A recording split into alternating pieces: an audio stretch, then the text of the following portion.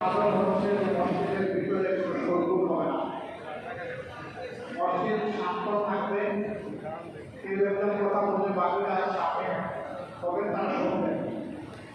Media ভাইরা তাদের কিছু পেশা করে দায়িত্ব পালন করবেন। এ কারণে কারো কারো একটু কষ্ট হবে। আল্লাহ তাআলা দরবারে দোয়া করি যে কষ্টের উত্তমকে আল্লাহ ওই ভাইকে আল্লাহ দান করেন। সম্মানিত মুসলমান আপনারা কেমন আছেন সবাই? আলহামদুলিল্লাহ রাব্বিল আলামিন, والصلاة والسلام على رسوله الكريم وعلى آله وصحبه وأهل بيته أجمعين. أعوذ بالله من الشيطان الرجيم. بسم الله الرحمن الرحيم. إذا جاء نصر الله والفتح ورأيت الناس يدخلون في دين الله أفواجا فسبح بحمد ربك واستغفره إنه كان توابا.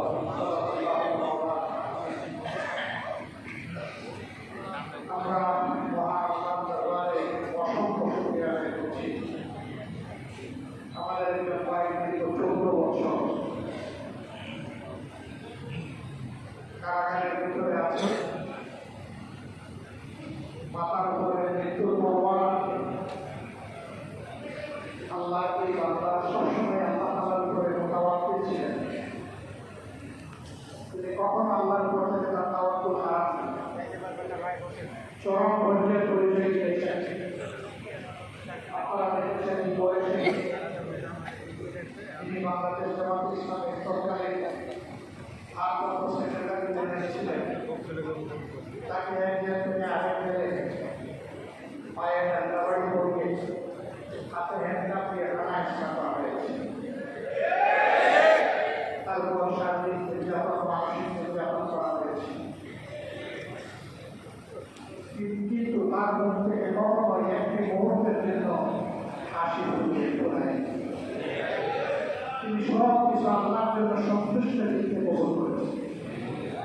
তিনি জানতেন তার বিরুদ্ধে যে সমস্ত অভিযোগ এগুলা শুধু আনার